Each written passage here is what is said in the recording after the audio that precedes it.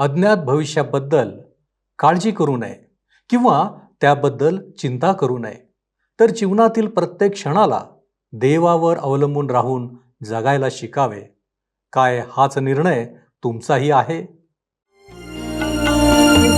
उपासना उपासना उपासना उपासना प्रभुजी करो उपासना प्रभुजी करो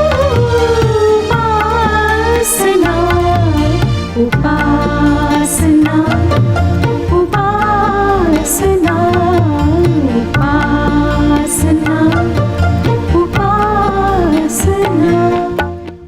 तारणाऱ्या प्रभू येशू ख्रिस्ताच्या सामर्थ्यवान नावात आपणा सर्वांस प्रेमपूर्वक सलाम. उपासना कार्यक्रमामध्ये आपले हार्दिक स्वागत. प्रियांनो, उपासना कार्यक्रम हा 1294 भाग असलेली एक अध्ययन शृंखला आहे. देवाने मनुष्याला काही उद्देशाने, हेतूने निर्माण केले आहे आणि म्हणूनच तो त्याच्या वचनांद्वारे मनुष्याला मार्गदर्शन करीत असतो. आमचे ध्येय हेच आहे की आपण देवाच्या सन्निध असावे, त्याला जाणावे, त्याला ओळखावे. या कार्यक्रमाच्या द्वारे आम्ही हे साध्य करू इच्छित आहोत. असो प्रियांनो, या दिवसात आपण दुसरे राजे या पुस्तकाचे अध्ययन करीत आहोत. आजच्या अध्ययनात आपण हिजकिया राजा याची कारकीर्द पाहत असताना त्याच्या समोर कोणती समस्या उद्भवली, मोठ्या अडचणीत असताना त्याने कोणाचे सहाय्य घेतले, त्या सहाय्याचा त्याला काही उपयोग झाला का, इत्यादी अनेक प्रश्नांची उत्तरे आम्हाला आजच्या अध्ययनात सापडणार आहेत. तर मग चला प्रियांनो, आपण आपल्या अध्ययनाची सुरुवात करूया. श्रोत्यांनो, मागच्या कार्यक्रमामध्ये आम्ही इस्रायलच्या विभागलेल्या राज्यापैकी उत्तरेकडच्या राज्याविषयी वाचले की त्यांच्या हट्टीपणामुळे व मूर्तीपूजेमुळे ते बंदिवासात गेले. परंतु त्याच वेळेस दक्षिणेच्या राज्याला एक असामान्य राजा लाभला होता. तो यहोवाच्या दृष्टीने योग्य तो करीत असे व त्याने देशातल्या मूर्तीपूजेचे उच्चाटन केले. त्यानंतर आपण पाहिले की अशूरच्या उन्मत्त सेनापतीने हिजकिया राजा व यहूद्यांचा प्रभुदेव यांचा अपमान केला व हिजकिया विरुद्ध प्रभुदेवाविरुद्ध लोकांचे मनोधैर्य खचविण्याचा प्रयत्न केला.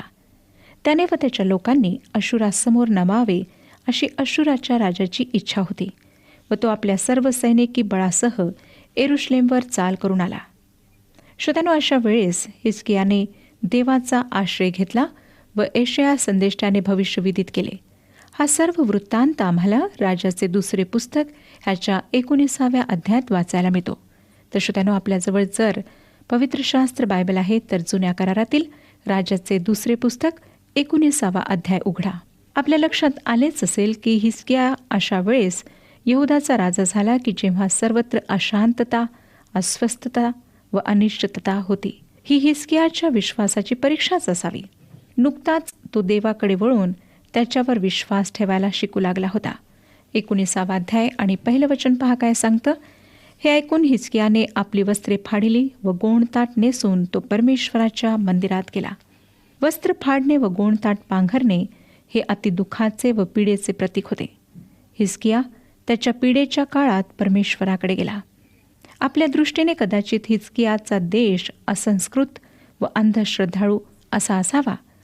आमच्या कठीण परिस्थितीमध्ये आपण आमच्या राजकारणी माणसांना, शिक्षण तज्ज्ञांना, नेत्यांना व सेनाधिकाऱ्यांना देवाकडे मदतीसाठी वळल्याचे ऐकले आहे काय? त्यांनी संकटातून मुक्ती मिळावी म्हणून देवाकडे याचना केली आहे काय? असे बहुधा आढळत नाही. अशा गोष्टी लोकांच्या दृष्टीने मूर्खपणाच्या असतात. देव ही आमच्यासाठी वास्तविकता नसून एक संकल्पना ठरते व ह्या आधुनिक युगात तीही आता कालबाह्य होत आहे. आम्ही म्हणतो स्वतः प्रयत्न करणेच योग्य आहे. स्वतः जे स्वतःची मदत करतात त्यांनाच देव मदत करतो. होय श्रोत्यांनो, जेव्हा आमच्या देशावर संकट येते तेव्हा आमच्या नेत्यांपैकी कोणी जिवंत देवाकडे जात नाही, तर जो तज्ज्ञ आहे, जो अत्यंत बुद्धिमान आहे, अशाकडे आमचे नेते उत्तम सल्ल्यासाठी जातात. आम्ही खऱ्या देवापासून जसजसे दूर जात आहोत तसतसे आमचे प्रश्न अधिक बिकट होत चालले आहेत. तसतसे आमच्या जीवनाची संध्याकाळ अधिक अंधकारमय होत चालली आहे. आमची कठीण परिस्थिती आम्हाला बुडून टाकू लागली आहे. तरीही जिवंत देवाकडे वळण्याचे श्रोत्यांनो आम्हाला भान उरलेले नाही. आमच्या आजच्या समाजात आम्ही देवाजवळ मदतीची याचना करीत नाही. आमच्या समाजातील, आमच्या कुटुंबातील भांडणे, भ्रष्टाचार, अत्याचार, अन्याय, दारिद्र्य आणि अंधश्रद्धा, जातीयवाद हे सर्व अंतरंगत प्रश्न बाहेरच्या संकटासह आमच्यासमोर हात जोडून उभे आहेत. या सर्व दिवसात आम्ही केवळ याच प्रश्नांसाठी नव्हे तर आध्यात्मिक जीवनासाठी, मुक्तीसाठी शेवटच्या दिवसांमध्ये खऱ्या देवाकडे मदतीची याचना केली पाहिजे. देवाकडे वळण्याऐवजी आम्ही आमच्याच तोकड्या बुद्धीनुसार चालतो. आमचे मार्ग शोधतो, पद्धती शोधतो, तोडगे शोधतो, वेगवेगळ्या तज्ज्ञांचे सल्ले घेतो. परंतु हे तज्ज्ञ लोक अधिक व अधिक देवापासून आम्हाला दूर नेणारे आहेत. आणि आज आम्ही संकटात आहोत व आम्हाला देवाची गरज आहे. अशुराच्या त्या भयानक आव्हानाच्या प्रसंगी देशाला देवाची निकडीची गरज होती. अशा गरजेच्या प्रसंगी हिजकियाला देवाकडे मदत मागण्याची सुबुद्धी झाली. ह्याबद्दल आम्ही देवाचे आभारच मानले पाहिजेत. त्याने आपले प्रतिनिधित्व करणारे लोक देवाच्या माणसाकडे अर्थात यशायाकडे पाठविले. 3 ते 5 वचने पहा काय सांगतात. 19 अध्याय 3 ते 5 वचने. ते जाऊन त्याला म्हणाले, हिजकिया असे म्हणतो की आजचा दिवस क्लेश, शिक्षा व अपमान यांचा आहे. कारण मुले जन्मावयास आली पण प्रसवण्याची शक्ती नाही. जिवंत देवाचा उपमर्द करण्यासाठी अशूरच्या राजाने रबशाके याचबरोबर जो निरोप पाठविला त्याचे शब्द आपला देव परमेश्वर कदाचित ऐकेल व आपला देव परमेश्वर ते शब्द ऐकून त्याला शिक्षा करेल. म्हणून जे काही शेष उरले आहे त्याकरिता आपण रदबदली करा. याप्रमाणे हिजकिया राजाचे सेवक यशाया याचकडे आले.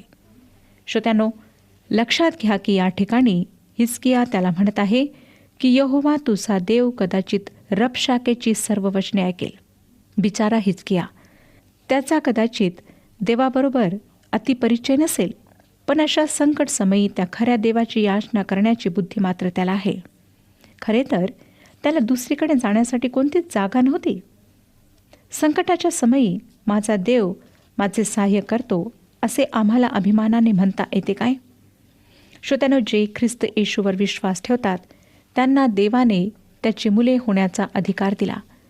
योहान शुभवर्तमान 1 अध्याय आणि 12 वचन सांगतं, परंतु जितक्यांनी त्याचा स्वीकार केला तितक्यांना म्हणजे त्याच्या नावावर विश्वास ठेवणाऱ्यांना त्याने देवाची मुले होण्याचा अधिकार दिला. त्याने आम्हाला प्रभू येशूद्वारे पापाच्या व सैतानाच्या दास्यातून मुक्त केले आणि देवाच्या राज्याचे वतनदार केले. जेव्हा आम्ही ख्रिस्तामुळे देवाचे पुत्र व कन्या बनतो तेव्हा आम्हाला देव निश्चित सहाय्य पुरवतो आणि ह्याची खात्री आम्हाला पटते.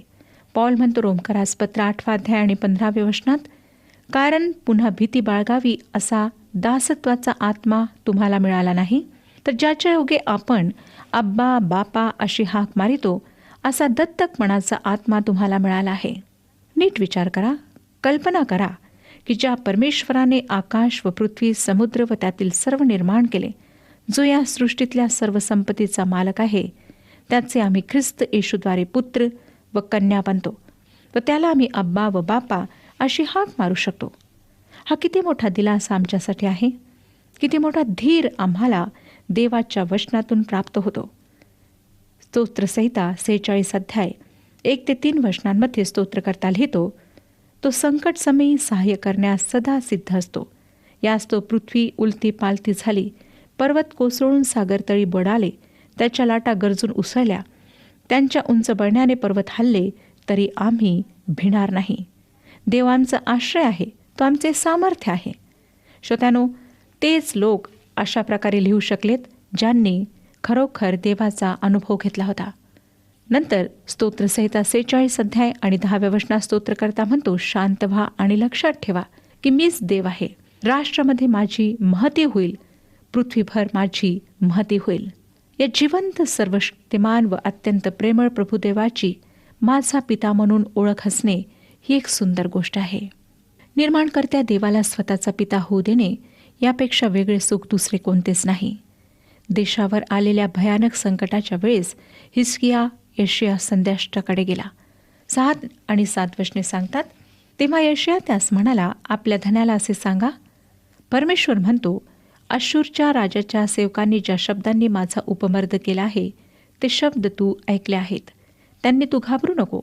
पहा, मी त्याच्या ठायी अशी काही प्रेरणा करीन की तो काही अफवा ऐकून आपल्या देशास परत जाईल व त्याच्याच देशात तो तरवारीने पडेल असे मी करेन. श्रोत्यानो, यशायाने केलेली भविष्यवाणी शब्दशः खरी ठरली.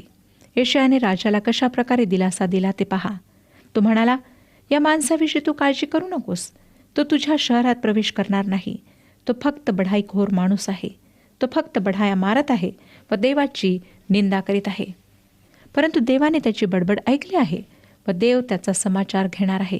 तुला काळजी करायचे काहीच कारण नाही. हिजकिया देवाकडे सहाय्यासाठी आला व त्याला देवाकडून मदतीचे आश्वासनही मिळाले. श्रोत्यानो, मला वाटतं की हिजकियाप्रमाणे जर आम्हीही देवाच्या हाती आमच्या शत्रूंना सोपवून दिले तर किती चांगले होईल. परंतु समस्या ही आहे की आम्ही आमच्याच बुद्धी सामर्थ्याच्या साह्याने आमच्या शत्रूंचा समाचार घ्यायचा प्रयत्न करतो. या बाबतीत देव आमचे सहाय्य करेल हा विश्वास आम्ही बाळगत नाही आणि म्हणूनच देव आमच्या वतीने आमच्या शत्रूंचा समाचार घेऊ शकत नाही.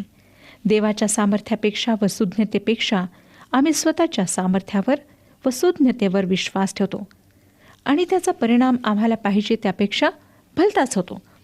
अनुवादाचे पुस्तक 32 अध्याय आणि 35व्या वचनाच्या पहिल्या भागात वचन सांगतं, सूड घेणे व उसने फेडणे हे मजकडे आहे.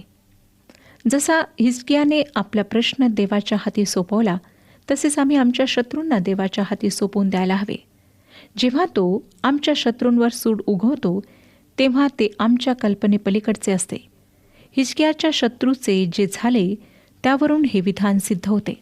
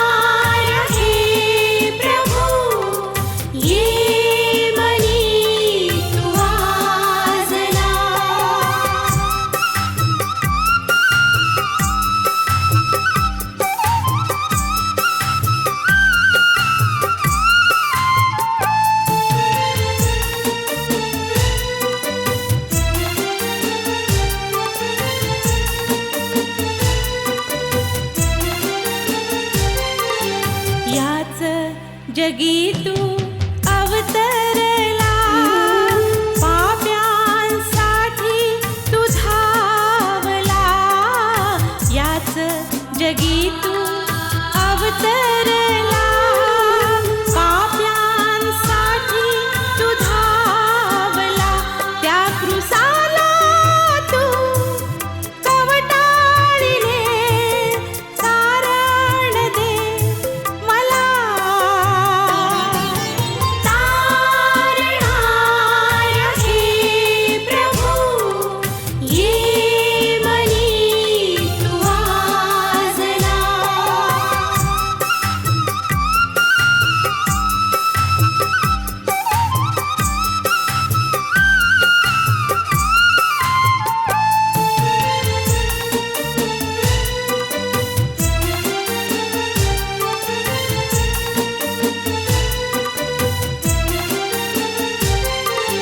तिसरे दिवशी प्रभात समयी धुंड उखडली थडग्यावरुनी. तिसरे दिवशी प्रभात समयी धुंड उखडली थडग्यावरुनी. विजयी झाला प्रभू त्या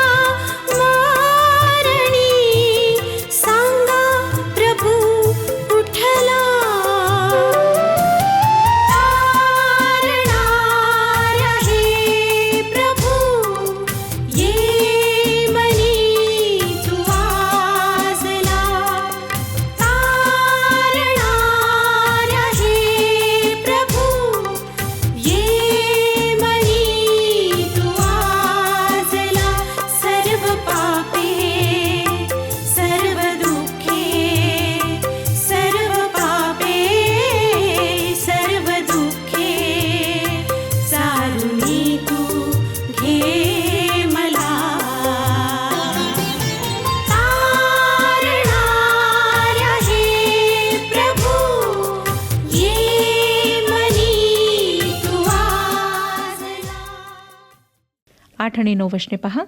नंतर रबशाके परत गेला तेव्हा अशूरचा राजा लिब्ना नगराशी लढताना त्याला आढळला, कारण लाखिशाहून त्याने तळ उठविला अशी त्याला खबर लागली होती. मग कुशाचा राजा तिर्हाका तुझशी लढावयास निघाला आहे असे कोणी बोलताना त्याने ऐकले. हे ऐकून त्याने हिजकियाला जासुदांच्या हाती सांगून पाठविले. रबशाके त्याच्या धन्याकडे परत गेला व त्याचा धनी लिब्नाबरोबर युद्ध करीत आहे असे त्याला समजले आणि कुशाचा राजा त्याच्यावर हल्ला करण्यासाठी येत आहे ही बातमी त्याच्या कानावर आल्यामुळे येरुशलेमवर स्वारी करण्यासाठी त्याला लगेचच माघारी येता आले नाही. म्हणून त्याने हिजकियाला धोक्याची सूचना देणारे पत्र पाठवले. 10 ते 13 वचने पुढे सांगतात, तुम्ही हिजकिया राजाकडे जाऊन सांगा, ज्या तुझ्या देवावर तू भिस्त ठेवितोस तो अशूरच्या राजाच्या हाती येरुशलेम लागणार नाही असे बोलून तुला न फसो. अशूरच्या राजांनी सर्व देशांचे काय केले ते पहा. त्यांचा विध्वंस कसा केला हे तू ऐकले आहेच, तर तू सुटणार काय? गोजान, हारान, रेसफ व तलसार येथे राहणारे एदेनी लोक यांचा माझ्या वाडवडिलांनी विध्वंस केला. त्यांचा त्या राष्ट्राच्या देवांनी बचाव केला काय? हमाथाचा राजा, अर्पादाचा राजा आणि सफर वाईम हेना व इव्वा यांचे राजे हे कोठे आहेत? त्याचा तो निरोप अस्वस्थ करणारा होता. अशुराच्या राजाने आपल्या मार्गातले सर्व अडखळणे दूर केलेली होती. अशा परिस्थितीत हिजकिया यातून कसा वाचला असावा? 14वं वचन पहा काय सांगतं. हिजकियाने जासुदांच्या हातून हे पत्र घेऊन वाचिले. मग हिजकिया परमेश्वराच्या मंदिरात गेला आणि ते त्याने परमेश्वरापुढे उघडून ठेविले. अशा प्रकारे आम्हाला अस्वस्थ करणारी पत्रे आम्ही देवाच्या समोर ठेवली पाहिजेत. तोच आम्हाला त्यातून मार्ग दाखवतो. 15 आणि 16 वचन. हिजकियाने परमेश्वराची प्रार्थना केली की हे परमेश्वरा, इस्रायलाच्या देवा, करुबारूढ असलेल्या देवा, तूच काय तो पृथ्वीवरील सर्व राज्यांचा देव आहेस. तूच आकाश व पृथ्वी ही निर्माण केली. हे परमेश्वरा, कान लावून ऐक. हे परमेश्वरा, तू डोळे उघडून पहा आणि सन्यरीपाने तुझा म्हणजे जिवंत देवाचा उपमर्द करण्यासाठी जो निरोप पाठविला त्याचे शब्द ऐक. श्रोत्यानो, हिजकियाने परमेश्वरासमोर कशी प्रार्थना केली ते लक्षात घ्या. अशाच प्रकारची प्रार्थना मार्टिन लुथरने केली होती. श्रोत्यानो, आज आम्हाला स्वतःच्या प्रार्थनेचं सुद्धा परीक्षण करायचं आहे की आम्ही कशा प्रकारे प्रार्थना करतो. काय स्वार्थासाठी करतो? फक्त स्वतःचंच गौरव व्हावं, स्वतःचा लाभ व्हावा म्हणून आम्ही प्रार्थना करतो, किंवा परमेश्वराची इच्छा जाणून घेऊन त्याचं गौरव होण्याकरिता ज्या गोष्टी आहेत त्या गोष्टींसाठी आम्ही प्रार्थना करतो. स्वतःच्या जीवनाचं परीक्षण करूया. नंतर 17 आणि 18 वचने पहा काय सांगतात. हे परमेश्वरा, खरोखर अशूरच्या राजांनी सर्व राष्ट्रे व त्यांच्या जमिनी ओसाड केल्या आहेत. त्यांचे देव त्यांनी अग्नीत टाकले आहेत, कारण ते देव नव्हते, ते मनुष्याच्या हाताने घडलेले काष्ट व पाषाण होते म्हणून त्यांनी त्यांचा नाश केला. रबशाके जे बोलला श्रोत्यानो ते खरे होते. जेव्हा त्याने म्हटले की अशुराच्या राजाने आपल्या मार्गातले अडथळे दूर केले, तेव्हा तो खरेच बोलत होता. त्याने प्रत्येक देशाचे देव अग्नीत टाकले होते. 19वं वचन. आता परमेश्वरा आमच्या देवा, त्याच्या हातातून आम्हाला सोडीव, म्हणजे पृथ्वीवरील सर्व राष्ट्रे जाणतील की तूच काय तो परमेश्वर देव आहेस. आता हिजकियाच्या या प्रार्थनेला देवाने यशाया संदेष्टाच्याद्वारे उत्तर दिले. 20वं वचन. तेव्हा आमोजाचा पुत्र यशाया याने हिजकियाला सांगून पाठविले की परमेश्वर इस्रायलाचा देव असे म्हणतो, अशूरचा राजा सन्हेरीब या संबंधाने तू माझी प्रार्थना केली ती मी ऐकली आहे. परमेश्वराने त्याला सांगितले की मी तुझी प्रार्थना ऐकली आहे. 21 आणि 22 वचन. तर त्याच्याविषयी परमेश्वर जे वचन बोलला आहे ते हे. सियोनाची कुमारी तुला तुच्छ लेखिते व तुझा उपहास करीते. येरुशलेमेची कन्या तुला पाठमोरे पाहून आपले मस्तक हलविते. तू कोणाची निंदा केली? कोणाच्या विरुद्ध दुर्भाषण केले? कोणाच्या विरुद्ध ताठ्याने बोललास? कोणावर आपल्या भोवया चढविल्या? इस्रायलाचा जो पवित्र त्यावर. श्रोत्यानो, अशूरच्या राजाचे सैन्य नष्ट करण्याचा देवाचा हेतू होता. 23 आणि 24 वचने. तू आपल्या जासुदांच्याद्वारे प्रभूची निंदा करून म्हणालास, मी आपल्या बहुत रथानिशी पर्वताच्या माथ्यावर लबानोनाच्या अगदी मध्यापर्यंत चढून आलो आहे. मी त्याचे उंच गंधसरू व निवडक देवदारू तोडीन. त्याच्या अत्यंत दूरच्या उच्चस्थानी त्यांच्या फळझाडाच्या राईत प्रवेश करेन. मी खणून परस्थलाचे पाणी प्यालो. माझ्या पायाच्या तळव्यांनी मिस्र देशाचे सर्व जलप्रवाह मी सुकवून टाकेन. या ठिकाणी परमेश्वर अश्शूराच्या राजाच्या उद्गाराचे पुनरुच्चारण करतो. तो म्हणतो की डोंगर व पर्वत आणि वाळवंट त्याला थोपवू शकत नाहीत. तो पाण्यासाठी विहिरी खणतो आणि नद्या त्याला अडवू शकत नाहीत. त्यांना कसे सुकवावे हे त्याला माहीत आहे. परमेश्वर आता या गर्विष्ठ राजाला उद्देशून म्हणत आहे की देशाचे पडणे व पुन्हा उठणे हे त्याचे कृत्य आहे. यशायाने आधी लिहिल्याप्रमाणे अश्शूर देवाचा क्रोधाचा दंड व हातातली काठी आहे. यशया 10 अध्याय आणि 5 वचन सांगतं, जो माझ्या क्रोधाची काठी आहे, ज्याच्या हातातील सोटा माझा कहर आहे, त्या अश्शूरास धिक्कार असो. आम्ही पुढे 25 आणि 26 वचनांमध्ये वाचतो, तुझ्या कानावर हे आले नाही काय की मी पूर्वी प्राचीन काळी योजिले असून आता प्रत्यास आणले की तटबंदी नगराचा विध्वंस करून त्याचे ढीग करण्यात यावे. ह्याकरिता त्यातील रहिवासी बलहीन झाले, ते भयभीत व फजित झाले. शेतातील हिरवे गवत, धाब्यावरचे गवत, वाढ होण्यापूर्वी करपलेले धान्य त्यासारखे ते झाले. याचा अर्थ असा श्रोत्यानो की हे राजे प्रभावी प्रतिकार करू शकले नाहीत, कारण देवानेच त्यांच्या मनामध्ये भीती निर्माण केली होती. 27 आणि 28, तुझे बसणे उठणे, तुझे येणे जाणे व तुझा मजवरला संताप मला ठाऊक आहे. मजवरल्या तुझ्या संतापामुळे व माझ्या कानावर आलेल्या तुझ्या उन्मत्तपणामुळे मी तुझ्या नाकात वेसण व तुझ्या तोंडात लगाम घालून ज्या वाटेने तू आलास तिनेच तुला परत लावीन.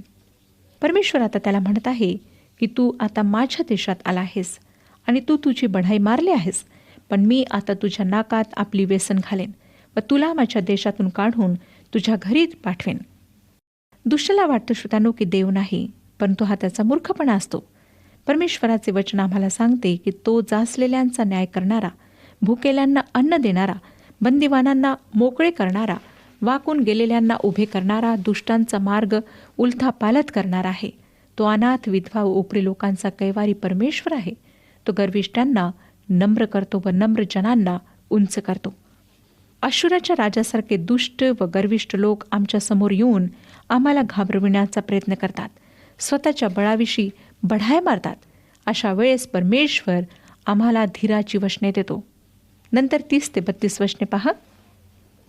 यहुदा वंशातील निभावलेला शेष पुन्हा खाली मूळ धरील आणि वर फळ येईल, कारण यरुश्लेमेतून शेष निघेल व सियोन डोंगरातून निभावलेले निघतील. परमेश्वराची आस्था हे सिद्धीस नेल. ह्याकरिता अश्शूरच्या राजाविषयी परमेश्वर म्हणतो की तो या नगरात प्रवेश करणार नाही, त्यावर एकही बाण सोडणार नाही, तो ढाल घेऊन त्याशी सामना करणार नाही आणि त्यावर मोर्चा लावणार नाही. श्रोत्यानो, यशया एक धाडसी विधान करीत आहे, परंतु ते देवाचे वचन आहे. 34 वचन सांगतं, मी आपल्याकरिता व माझा सेवक दावीद याच्याकरिता या नगराचा उद्धार होईल असे याचे संरक्षण करीन. होय श्रोत्यानो, परमेश्वर यरुश्लेमेला स्वतःच्या नामासाठी वाचवेल. परमेश्वर आपल्या नावासाठी पुष्कळ गोष्टी करतो. आम्ही त्याच्याविषयी अविश्वासू असलो तरी परमेश्वर आमच्या बाबतीत नेहमीच विश्वासू राहतो. 35 वचन, त्या रात्री असे झाले की परमेश्वराच्या देवदूताने जाऊन अश्शूरी गोटातले 1,85,000 लोक मारले. पहाटेच लोक उठून पाहतात तो सर्व प्रेतेच प्रेते. ते सर्व लोक मरण पावले. परमेश्वराने त्यांना मारले. 36 आणि 37 वचने, मग अश्शूरचा राजा सन्निर्भ तळ उठून माघारा चालता झाला आणि निनवेत जाऊन राहिला. तेथे तो आपला देव निस्रोख याच्या देवळात जाऊन पूजा करीत असता अद्रमेलेक व शरेसर यांनी त्यास तरवारीने वधिले आणि ते अराराट देशात पळून गेले. मग एसर हद्दोन त्याच्या जागी राजा झाला. श्रोत्यानो, अशा प्रकारे ह्या गोष्टीचा अंत झाला. आता आपण 20व्या अध्यायाकडे वळूया. या अध्यायात हिजकियाचे आजारपण व त्याचे बरे होणे याचे वर्णन आहे. लक्षात ठेवा श्रोत्यानो की हिजकिया एक असामान्य राजा होता. दावीद राजानंतर त्याच्यासारखा दुसरा कोणताही राजा झाला नाही. पहिली काही वचने मी आपणाकरिता वाचत आहे. त्या समयी हिजकिया आजारी पडून मराव्यास टेकला, तेव्हा आमोजाचा पुत्र यशया संदेष्टा त्याचकडे येऊन त्याला म्हणाला, परमेश्वर म्हणतो, आपल्या घराची निर्वानिरव कर, कारण आता तू मरणार आहेस, जगणार नाहीस. तेव्हा त्याने आपले तोंड भिंतीकडे फिरून परमेश्वराची प्रार्थना केली. तो म्हणाला, हे परमेश्वरा, मी तुझ्यासमोर सत्यतेने व सात्विक मनाने वागलो आहे आणि तुझ्या दृष्टीने जे योग्य तेच करीत आलो आहे, ह्याचे स्मरण कर, अशी तुला मी विनंती करीतो. असे म्हणून हिजकिया मनस्वी रडला. तेव्हा नगराच्या मधल्या चौकात यशाया जाऊन पोहोचतो. तो त्याला परमेश्वराचा संदेश आला तो हा. आणि तो संदेश होता श्रोत्यानो, की परमेश्वराने तुझी प्रार्थना ऐकली आहे, तुझे अश्रू पाहिले आहेत. परमेश्वर आपणातील प्रत्येकास आशीर्वाद देव आणि आपले मार्गदर्शन करो. हा कार्यक्रम आपणास आवडला काय? आता आम्हाला एक मिस कॉल करा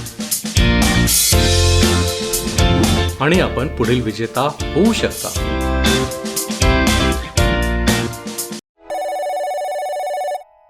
प्रियानो, आज आमच्या जीवनासाठी बहुमोल असा संदेश मिळाला आहे. आमच्या कठीण परिस्थितीत आम्ही आमच्या जिवंत देवाकडे वळण्याची गरज आहे. आमचे प्रश्न आम्ही देवाकडे सोपविण्याची आवश्यकता आहे.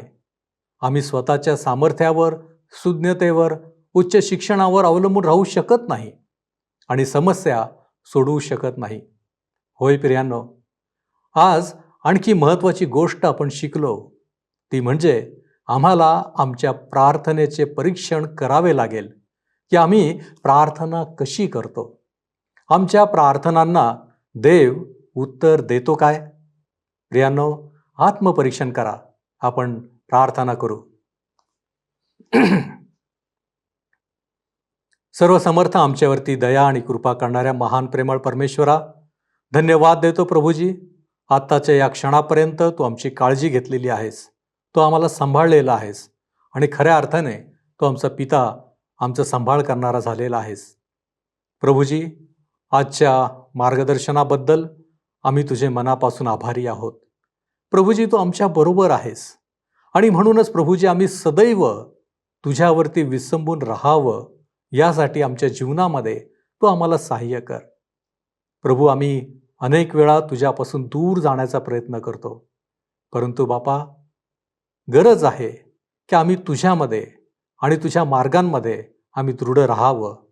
होय प्रभूजी, आणि म्हणून आमची विनंती आहे, ज्या ज्या वेळेस बापा आम्ही मार्ग भटकतो त्या त्या वेळेस तुझं सहाय्य तू आम्हाला कर, की जेणेकरून आम्ही केवळ तुझ्यावरती विसंबून राहणारे, तुला आवडणारे अशी तुझी लेकरं आम्ही बनू शकू. आणि म्हणून प्रभूजी, आम्ही आमचं जीव, आत्मा आणि शरीर तुझ्या पवित्र हातामध्ये सोपवितो. आणि प्रभूजी, या विनंत्या, या मागण्या येशू ख्रिस्त आमचा प्रभू याच्याद्वारे करतो म्हणून तू ऐक. आमेन. ख्रिस्ताची शांती तुमच्या अंतःकरणात राज्य करो.